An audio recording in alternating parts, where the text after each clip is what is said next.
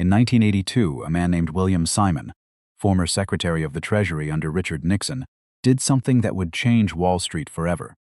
He put together a small group of investors, pooled about $80 million in borrowed money, added roughly $1 million of their own cash, and used that pile to buy a greeting card company called Gibson Greetings.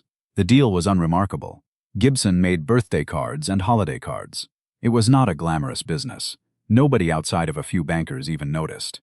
18 months later, Simon took Gibson public. The company was now valued at $290 million. Simon's personal share of the profit, about $66 million, on an initial investment of roughly $330,000. That is a return of approximately 200 to 1. The financial press lost its mind, not because the return was large. Venture capital had produced bigger multiples before, but because of how it was done.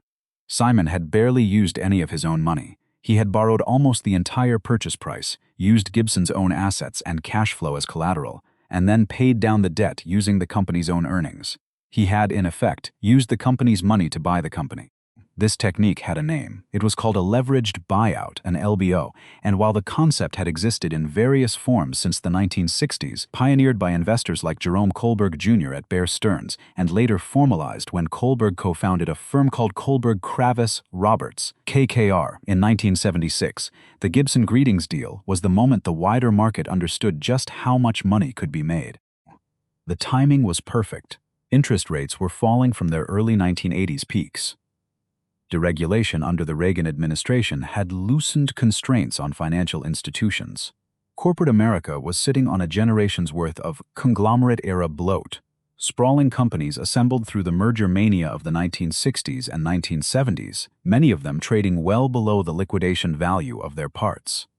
The raw material for financial engineering was everywhere.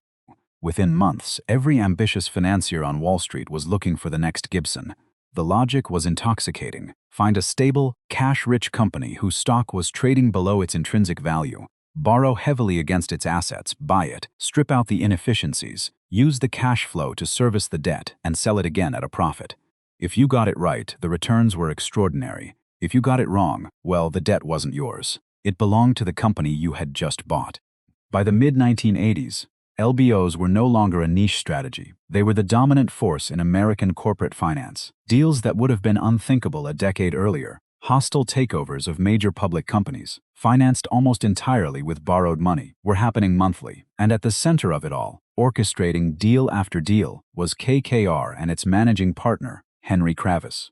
But the LBO machine needed fuel. And that fuel came in the form of one of the most controversial financial instruments ever created, the high-yield bond, better known on Wall Street by its more honest name, the junk bond. And the man who turned junk bonds into a weapon of mass acquisition was a trader at Drexel Burnham Lambert named Michael Milken. This is the story of what happened when that machine was pointed at the largest target anyone had ever attempted, and what it cost. To understand why this particular company became the most fought-over prize in Wall Street history, you need to understand what it was. RJR Nabisco was formed in 1985 when R.J. Reynolds Industries, one of America's oldest tobacco companies, home to Camel and Winston cigarettes, merged with Nabisco Brands, the food conglomerate behind Oreo cookies, Ritz crackers, and Planters peanuts.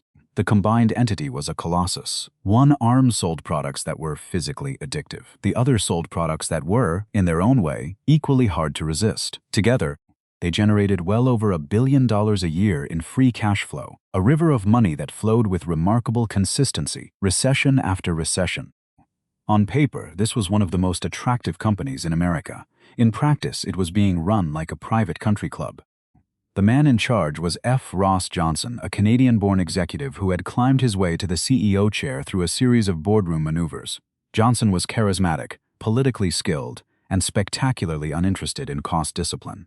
Under his watch, RJR Nabisco maintained a fleet of 10 to 12 corporate jets, known internally and externally as the RJR Air Force. Johnson ordered 2 top-of-the-line Gulfstream G4s at $21 million apiece. The company built what the book later described as the Taj Mahal of corporate hangars, a facility with Italian marble floors, a walk-in wine cooler, a 3-story atrium, and a visiting pilot's lounge with its own television and stereo system. Johnson kept 2 personal maids on the company payroll. He billed 24 country club memberships to the corporation. He spent millions bringing in professional athletes, including former NFL star Frank Gifford, for company-sponsored golf events. And in one episode that became infamous, Johnson's German Shepherd was flown home on a corporate jet after biting someone in California. The dog was listed on the flight manifest as G. Shepherd. These were not secrets. They were open jokes inside the company. Johnson himself reportedly quipped that a few $100 million was just pocket change around here. As long as the stock price kept climbing, shareholders tolerated it. But by 1987 and 1988, the stock was going nowhere. Anti-smoking sentiment was rising sharply in the United States. Wall Street analysts looked at a company that simultaneously sold cancer-causing cigarettes and children's cookies and recoiled. The conglomerate discount, the market's tendency to value diversified companies below the sum of their parts, was punishing the stock. Johnson needed a catalyst. The stock was stuck, and a stuck stock meant his options, the main vehicle through which he stood to make serious personal wealth, were essentially worthless. The gap between what he believed the company was worth and what the market was willing to pay was, to him, both an injustice and an opportunity. He thought he found one. RJR had invested roughly $300 million developing a product called Premier, a so-called smokeless cigarette that heated tobacco rather than burning it, claiming to eliminate secondhand smoke. Johnson staked enormous credibility on Premier, suggesting the total cost from drawing board to nationwide launch could reach $1 billion. He framed it as the future of the company.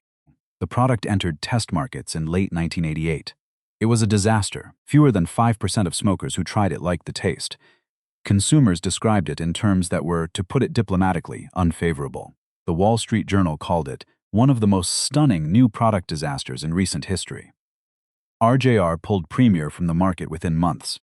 The stock, which had been trading in the low 70s, drifted down toward $55. Johnson's options were underwater. The analysts were hostile. The board was getting restless. And then, sitting in his office, Johnson had an idea, the kind of idea that seemed brilliant at the time and catastrophic in hindsight. If the market refused to properly value his company, he would take it off the market entirely. He would take RJR Nabisco private. He would do an LBO, using the company's own assets and cash flow to buy it, push out the shareholders, and own the whole thing himself. He reached out to Peter Cohen, CEO of the investment bank Shearson Lehman Hutton, to structure the deal. On October 19, 1988, Johnson walked into a board meeting and dropped a bomb. A management-led buyout offer at $75 per share, valuing the company at roughly $17 billion.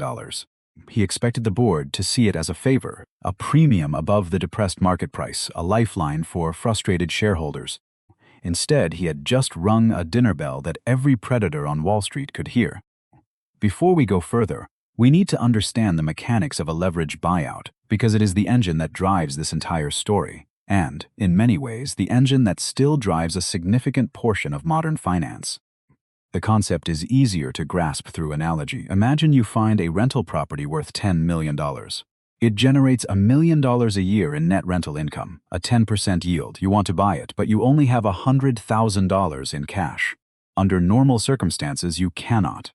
But in an LBO, you do the following. You create a new entity, a shell company. You contribute your $100,000 as equity. Then you go to banks and bond investors and say, lend me the other $9.9 million. I will use the property itself as collateral. And once I own it, I will use its rental income to pay your interest and gradually repay the principal.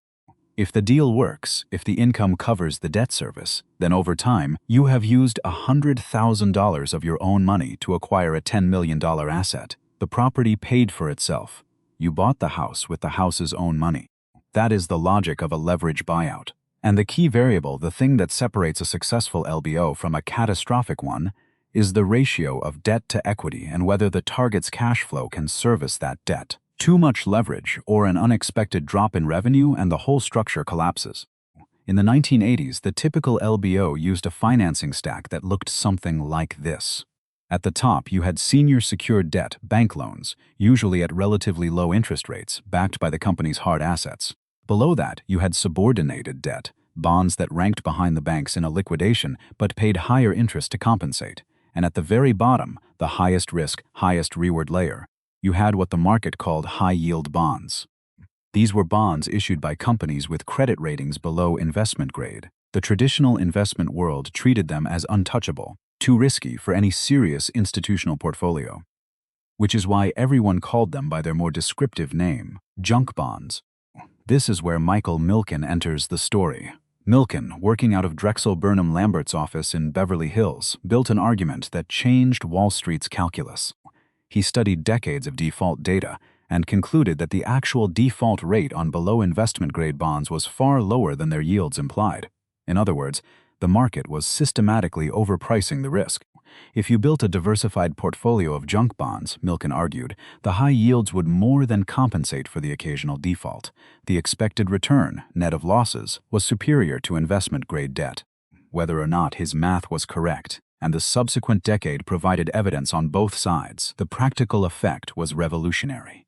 Milken created a liquid market for junk bonds. He built a network of buyers, savings and loan institutions, insurance companies, pension funds who were hungry for yield and willing to accept the risk. And critically, he provided something that LBO sponsors like KKR had never had before: the ability to raise billions of dollars of acquisition financing on very short notice. Before Milken, an LBO sponsor who wanted to buy a $5 billion company would spend months negotiating with banks and insurance companies, assembling the debt piece by piece.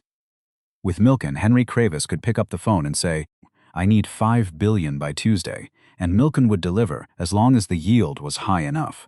If investors demanded 15, 18, even 20% interest to take the risk, Milken would find them. The buyers were savings and loan institutions sitting on pools of depositor money and searching for yield. They were insurance companies stretching for returns in their general accounts. They were pension funds that had been told these bonds offered equity-like returns with bond-like structure. Many of them did not fully understand what they were buying. They understood the yield. The combination of LBO sponsors and the junk bond machine created a feedback loop. More junk bond capacity meant bigger deals were possible. Bigger deals meant bigger fees for the investment banks. Bigger fees attracted more banks into the business, and more competition among banks meant more aggressive lending terms, which made even bigger deals possible. By 1988, this machine was operating at full throttle. The question was no longer whether a company could be bought through an LBO. The question was, is any company too big? Henry Kravis was about to answer that question. When Johnson announced his $75 bid on October 19, 1988, he assumed he was the only buyer at the table. He was, after all, the CEO. He knew the company's finances better than anyone. He had his investment bank lined up. The board, he thought, would approve the deal, and he would quietly take the company private, preserve his position, and walk away with hundreds of millions in management equity. He made two critical miscalculations. First, he underestimated how the bid would look to the outside world. A CEO using borrowed money to buy his own company at a price that was 30% below its recent trading high. That does not look like a favor to shareholders. It looks like theft.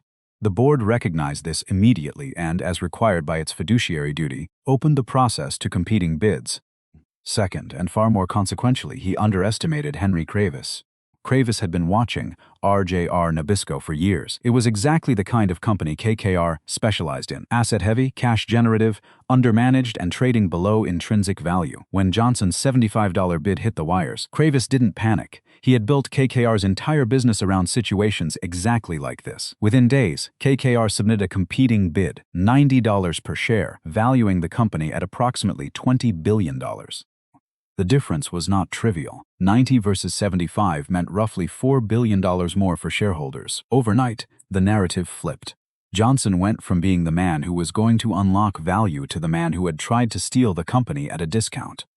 Every shareholder in America could do the arithmetic. If KKR was willing to pay 90, the company was clearly worth more than 75. What exactly had Johnson been trying to pull? The media turned on him with enthusiasm. The financial press framed it as a morality play, the greedy CEO versus the disciplined financier. The reality was more complex. Kravis was no altruist, but the optics were devastating for Johnson. What followed was a bidding war of a scale that American finance had never seen. Johnson, backed by Shearson Lehman Hutton, raised his bid. KKR countered. A third player, First Boston, working with the Pritzker family of Chicago, entered with an even more aggressive proposal, floating numbers as high as $118 per share. Every major investment bank on Wall Street was now involved. Morgan Stanley, Merrill Lynch, Goldman Sachs, Salomon Brothers. They were arranging debt, advising bidders, providing fairness opinions, sometimes playing multiple sides of the same deal, and every single one of them was getting paid handsomely for the privilege. When the dust settled, total transaction fees across all parties, advisory, underwriting, legal, lending, approached $1 billion. This was not just a deal. It was a fee bonanza. The Special Committee of Independent Directors, the group responsible for evaluating the bids and protecting shareholder interests, watched the numbers escalate with growing alarm. Every dollar added to the bid was another dollar of debt that would be loaded onto the company after the sale. The higher the price, the more leverage. The more leverage, the more pressure on the company to slash costs, sell assets, and fire employees to service that debt. The committee understood what was happening. The bidders were not arguing about what the company was worth. They were arguing about how much debt they were willing to pile on top of it. And regardless of who won, the employees of RJR Nabisco, the people who actually made the Oreos and rolled the cigarettes, would bear the consequences. To end the spiral, the committee imposed a deadline. Both remaining bidders, Johnson's Management Group and KKR, would submit final, sealed offers by 5 p.m. on November 29, 1988. Highest bid wins, no revisions, no second chances. On the evening of November 29, 2 sealed envelopes sat on the conference table in front of the special committee's advisors. The first was opened. KKR's final bid, $109 per share. Total value, approximately $25 billion, a staggering figure that dwarfed any corporate acquisition in history. The room absorbed the number in silence. The second envelope was opened. Johnson's Management Group, backed by Shearson, Lehman Hutton, and Salomon Brothers. $112 per share. Total value, over $25 billion, $3 higher. In aggregate, roughly $700 million more. By the simple arithmetic of highest bidder wins, the deal was Johnson's.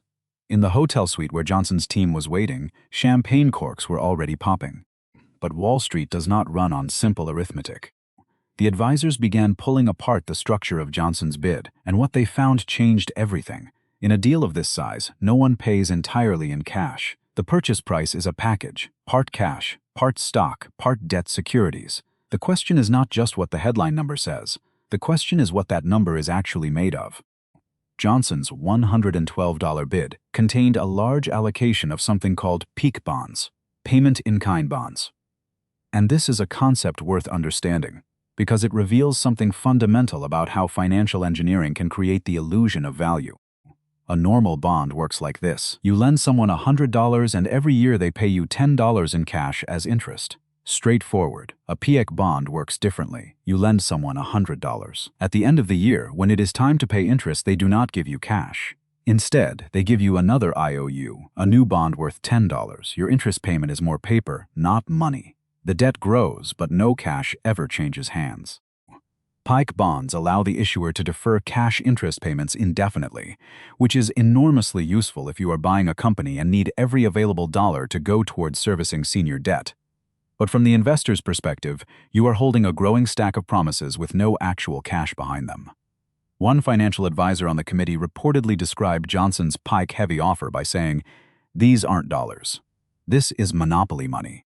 The committee's financial advisors ran the numbers and reached a damning conclusion. Adjusted for the quality of the consideration, meaning the proportion of the bid that was actual cash versus speculative paper, the real economic value of Johnson's $112 bid was roughly equivalent to KKR's $109 bid. The $3 premium was an illusion, inflated by bonds that might never be worth their face value. But that was not the only factor. KKR's bid included a feature called a reset, a mechanism that would adjust the value of its junk bonds if they traded below par, effectively guaranteeing bondholders a floor. Johnson's bid had no such protection. For the committee, this meant KKR's offer was not only more real in terms of cash content, it was also more durable. And then there was the matter of public perception. By late November 1988, Ross Johnson had become a symbol of corporate excess. Time magazine put his face on its December cover under a headline that read, "A game of greed." This man could pocket $100 million from the largest corporate takeover in history. Has the buyout craze gone too far? Every newspaper in the country was running stories about the RJR Air Force, the celebrity athletes on the payroll, the dog on the corporate jet. The committee members, prominent public figures themselves, had no desire to be remembered as the people who handed a $100 billion empire to a man the public viewed as the embodiment of Wall Street excess. On the evening of November 30, 1988, the special committee's chairman picked up the phone. He did not call Ross Johnson, he called Henry Kravis. The message was brief. Despite the lower headline price, KKR's bid offered superior cash consideration, better structural protections for bondholders, and a commitment to preserve a meaningful equity stake for existing shareholders. And, unstated but clearly understood, it did not involve rewarding the man who had started the whole mess. KKR had won. The lower bidder took the prize. In a market that worships the highest number, the committee chose substance over headline. It was, by the standards of Wall Street, a genuinely unusual outcome. Johnson, still in his hotel suite, received the call shortly after. The champagne went flat.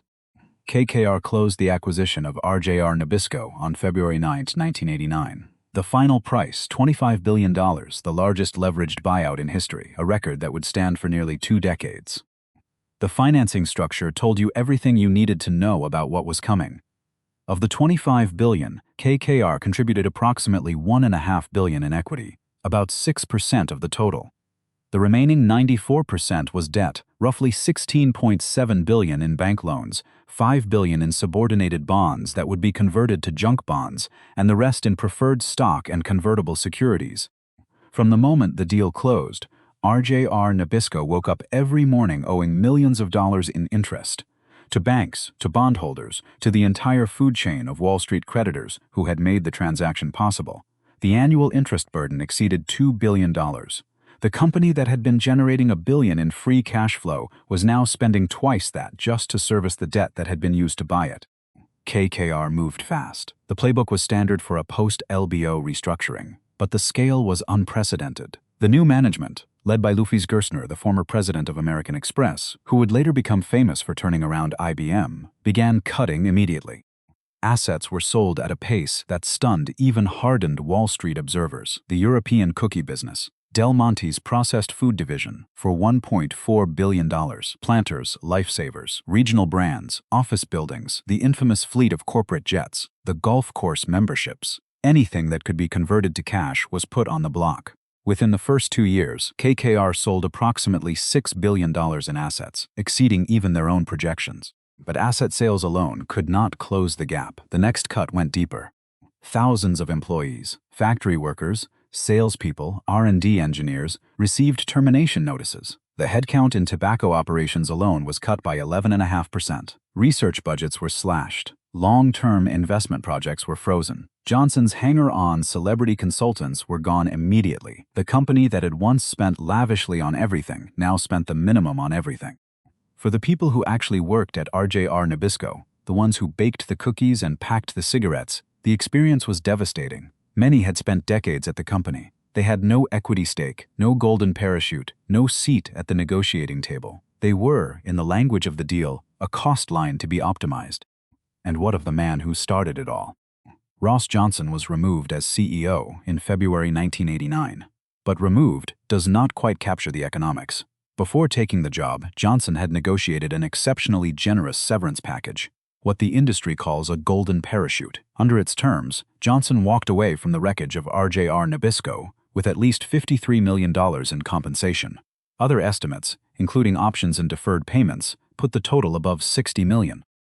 In 1989 dollars, $53 million was a sum that an average American worker earning $30,000 a year would need approximately 1,700 years to earn. Johnson took his money, retired to Florida, and played golf. He died in 2016 at the age of 85. The irony was not lost on commentators at the time. Tens of thousands of employees lost their jobs because of a chain of events that Johnson himself set in motion. The company was dismembered to pay debts incurred in a bidding war that Johnson started. And Johnson, the catalyst for all of it, suffered no financial consequence whatsoever. In fact, he profited enormously. This is what the phrase "privatize the profits, socialize the losses" looks like in practice. And here is the final twist. KKR, the winner of the bidding war, the firm that beat Johnson and walked through the gates of the empire, did not fare particularly well either. The tobacco business, which was supposed to be an inexhaustible cash cow, was hit by a brutal cigarette price war in the early 1990s when Philip Morris slashed the price of Marlboro. Revenue projections that had underpinned the entire deal fell apart. Tobacco litigation costs mounted. The junk bond market itself was imploding. KKR spent years wrestling with the debt. They sold everything they could, restructured what they could not sell, and eventually broke the company into separate food and tobacco entities. The food business was taken public again in 1991, just 2 years after the buyout, because KKR needed the equity proceeds to manage the debt load. The tobacco side was battered by the Marlboro Friday price war of 1993, when Philip Morris slashed cigarette prices and wiped out the profit margins that were supposed to fund KKR's debt service. Then came the tobacco litigation wave of the late 1990s, adding legal costs that no one had modeled into the original deal. By the time the last piece was disposed of, KKR had returned about $22 billion to its creditors and investors. On a $25 billion investment held over more than a decade, adjusted for inflation and opportunity cost, the return was, by private equity standards, mediocre at best. They had fought the most expensive battle in corporate history, and the prize turned out to be worth less than the cost of winning it. The RJR Nabisco deal was the climax of the 1980s leveraged buyout boom. What followed was the reckoning. In March 1989, just weeks after the RJR deal closed, a federal grand jury indicted Michael Milken on 98 counts of racketeering and fraud. The charges were not related to junk bonds per se, but to securities violations, insider trading, and tax evasion connected to his trading operation at Drexel Burnham Lambert. In April 1990, Milken pleaded guilty to 6 felony counts. He was sentenced to 10 years in federal prison and fined $600 million, the largest penalty ever imposed on an individual in a securities case. He served 22 months. In 2020, he was pardoned by President Trump. Today, Milken runs a philanthropic foundation and a global economic conference that draws heads of state and Fortune 500 CEOs. The arc of his story, from junk bond king to convicted felon to pardoned philanthropist, is itself a commentary on how Wall Street metabolizes its own scandals. Drexel Burnham Lambert, the investment bank that Milken had turned from a second-tier firm into a Wall Street powerhouse, did not survive. In February 1990, Drexel filed for bankruptcy. The engine room of the LBO era was gone. With Milken in prison and Drexel dead, the junk bond market collapsed. Spreads widened, default rates spiked. The savings and loan institutions that had been among Milken's most enthusiastic buyers, buying high-yield bonds with depositor money, often at Milken's direct encouragement, began failing in waves.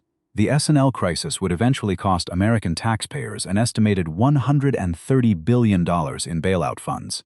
The era of the mega LBO was over, at least for a while.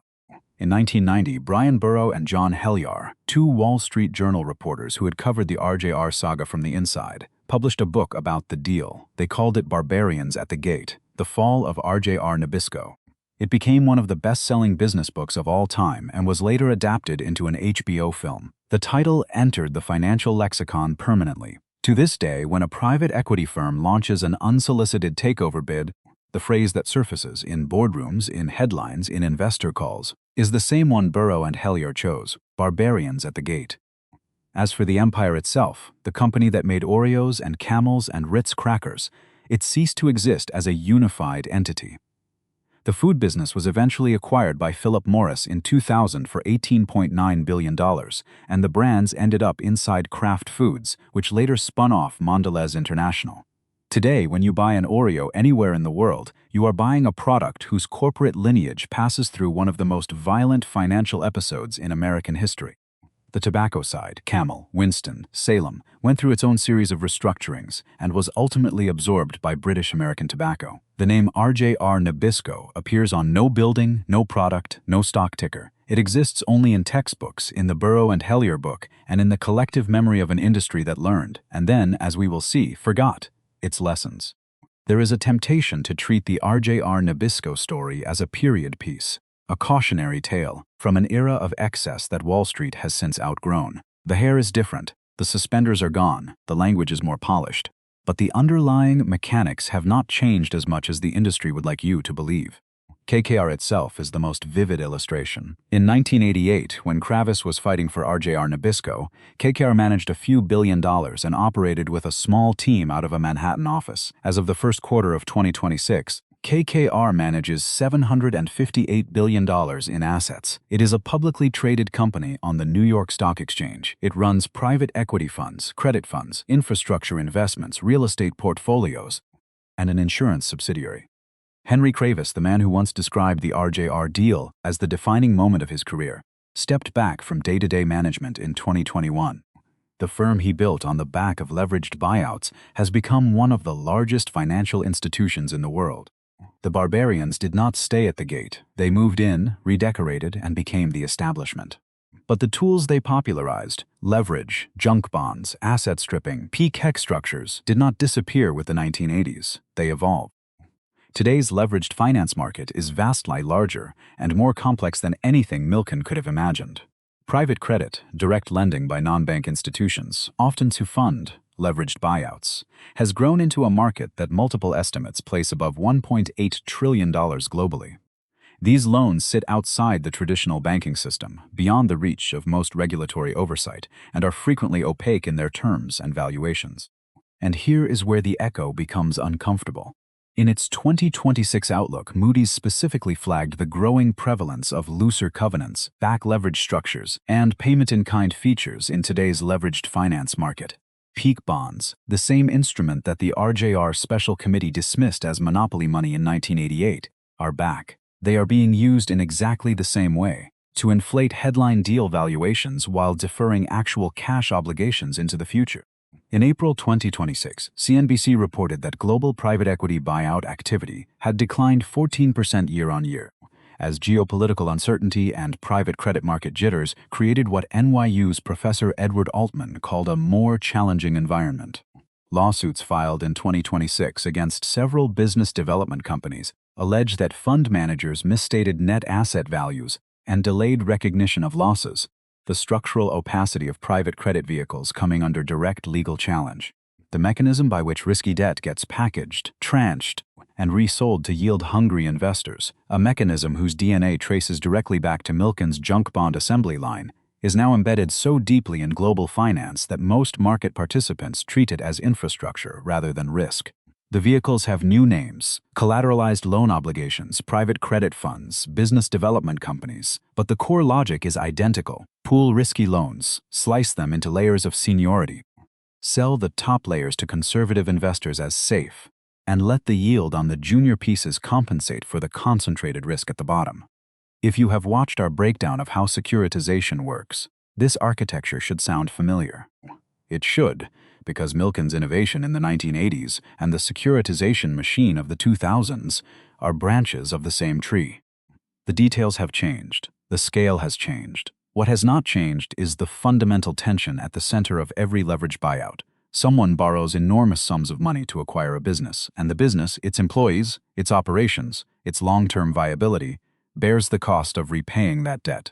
When it works, the returns are spectacular. When it does not, the losses are absorbed by workers, creditors, and occasionally taxpayers. The sponsors walk away. The advisors keep their fees. Ross Johnson walked away with $53 million. The employees walked away with cardboard boxes. KKR walked away with a lesson it would rather forget. And Wall Street walked away with nearly $1 billion in transaction fees and a proven template for doing it all again. Brian Burrow, one of the two journalists who wrote the book, was once asked in an interview whether the RJR Nabisco story could happen again. His answer was brief.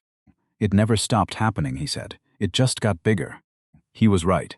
In the decades since RJR Nabisco, the largest LBO record has been broken multiple times: by HCA Healthcare in 2006, by the TXU Energy deal in 2007, by the EA video game acquisition announced in 2025. Each one was larger, each one was more leveraged, and each one raised the same question that the RJR Nabisco Special Committee confronted in that conference room in November 1988. At what point does the debt required to win the prize destroy the prize itself? It is a question that Wall Street has never quite managed to answer, perhaps because answering it honestly would be bad for business.